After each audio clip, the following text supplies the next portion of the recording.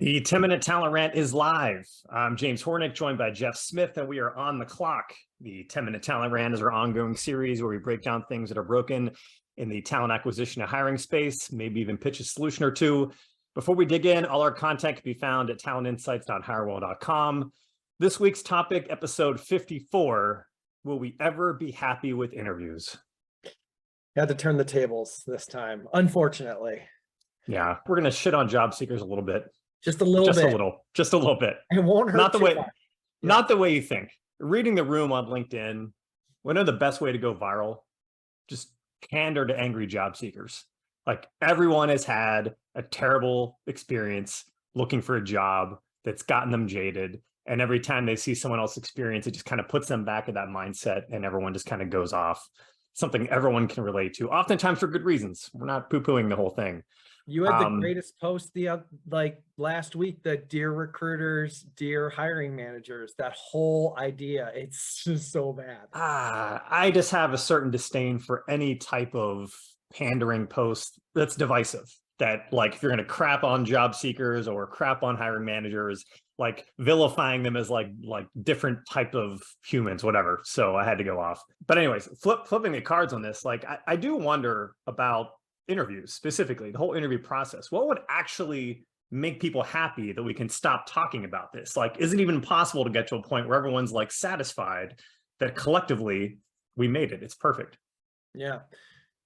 We, as a recruiting firm, have talked to hundreds of thousands of candidates, and it boils down to this list.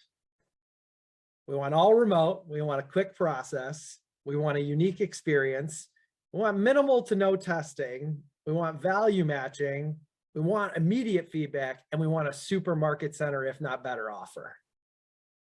So basically, the too long didn't read here is everyone wants a one-step Zoom interview with the CEO or some C-suite individual with an above-market offer for a remote job with no validation of skills. Would be great. Yeah, it would be great. Look, newsflash. Most of the companies that went fully remote are tech companies. We're going to hit on that again later. We're not bashing tech by any stretch of the imagination. There's horrible things going on. It's a fact. Those are the companies that have laid off most of the people the last 60 days. It's not possible. This is work. It still comes down to the fact that we have jobs to do. You can't have everything in that laundry list. Some of those jobs include validating the people you hire. Anyways, this might be an exaggeration, but do this exercise. Write down your ideal interview process. What would make you perfectly happy? Now pretend you're the CEO. Go through that. Would you hire yourself? Even what you consider to be the right compensation? It's a fair question. Is this something, would you make it sustainable? Do you think you can make a good decision based upon what would make you happy as a job seeker? Empathy works both ways. Just throwing that out there. Yep, which your tagline at the end is really going to hit that. So what are the factors, right? So salary inflation is definitely a thing here. Like there has to be an end to the gravy train. The Federal Reserve is actively trying to stomp out salary inflation to fight all of the inflation. That's the entire strategy. That's what everyone's talking about in the stock market, is they're trying to get you paid less or lay you off and get you laid off entirely. If you go to market and think, well, I'm going to make a switch every 2 years for a 20% bump. I mean, I wrote, do the math on this. You don't even have to do the math on it because it's absurd. How long does it take before you're vastly overpaid and you have a giant target on your back? It's not long. Let's throw this out there relates to, because on the topic of pay and pay transparency, we've already done an episode on this, but I think it's worth restating. Salary and job ads, it's one of those things that's great in theory, that just makes sense. It feels intuitively good, but every time it gets implemented, it's just an absolute train wreck.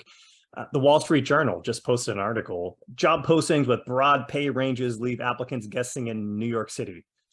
Talking November about salary. 1st. It's November 9th. It's been 8 days and there's already a full article in the Wall Street Journal. Yes, salary ranges are shocker, $100,000 wide.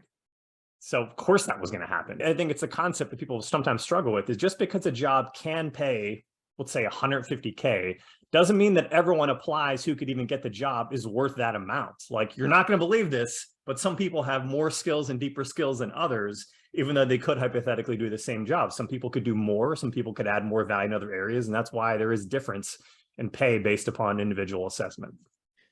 Nuance is a beautiful thing, as are transferable skills.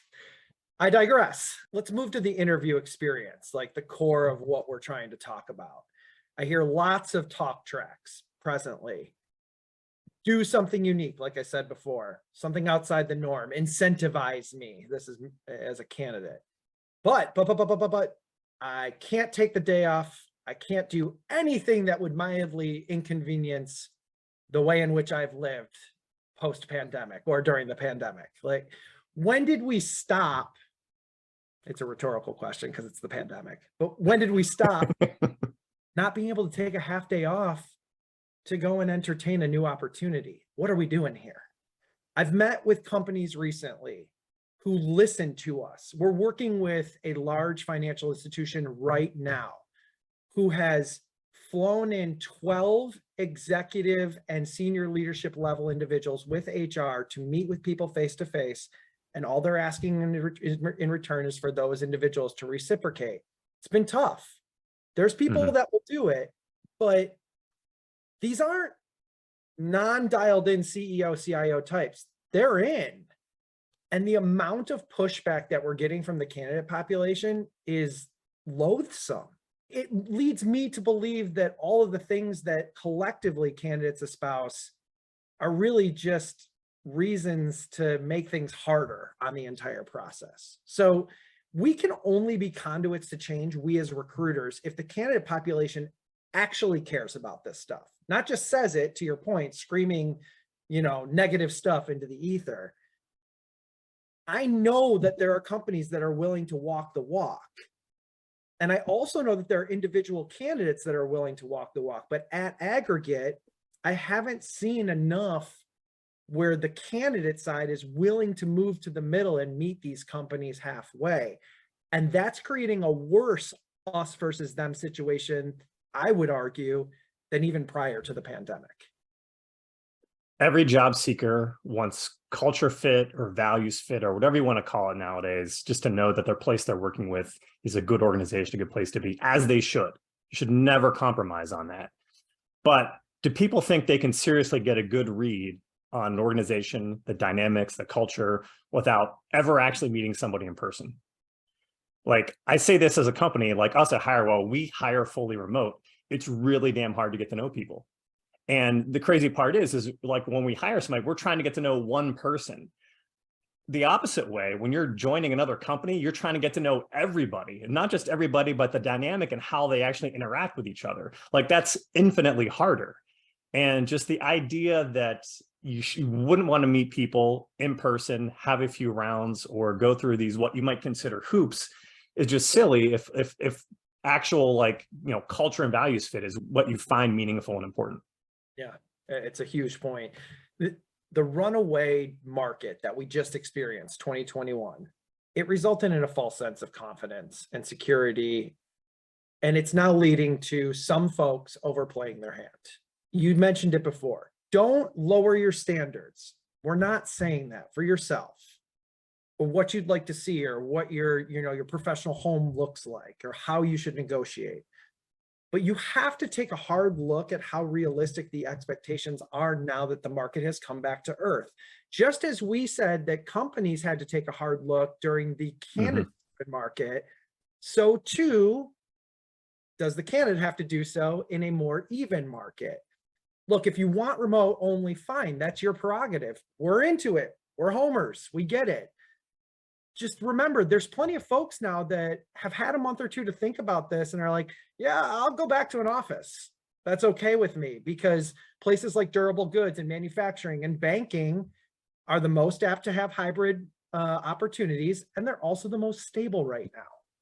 So they're going to be thinner in the tech-centric area because that's where most of the layoffs happened. And coincidentally or not coincidentally, that's where all of the remote first opportunities were. And last thing, just a reminder, job seekers and hiring teams are the same people. If anything about this conversation we had today upset you, before you turn this on us versus them type of thing, remember it's really a you versus you thing. If you're so upset about interview, like a past experience you had, or someone who did you wrong in an interview process and it was so terrible, you've got two options. You can either complain online like some QAnon incel lunatic, or you can actually take it upon to fix yourself at the organization you're currently in right now. If it bothers you that much, why would you want someone else to go through it if you have an opportunity to actually fix it where you are? Just throwing it out there, man. We're all the same people. Have a little shared empathy. Meet us all halfway. If everyone meets each other halfway, it'll be a nicer place to work for everyone. So, well played. All right. We're short on clocks. That's a wrap for this week. Thanks for tuning into the 10-Minute Talent Rant, part of the Talent Insights series, which is always available for replay on talentinsights.hirewell.com, as well as YouTube, Apple Podcasts, Google Podcasts, Spotify, and Amazon. Jeff, thanks again as always. Everyone out there, see you soon.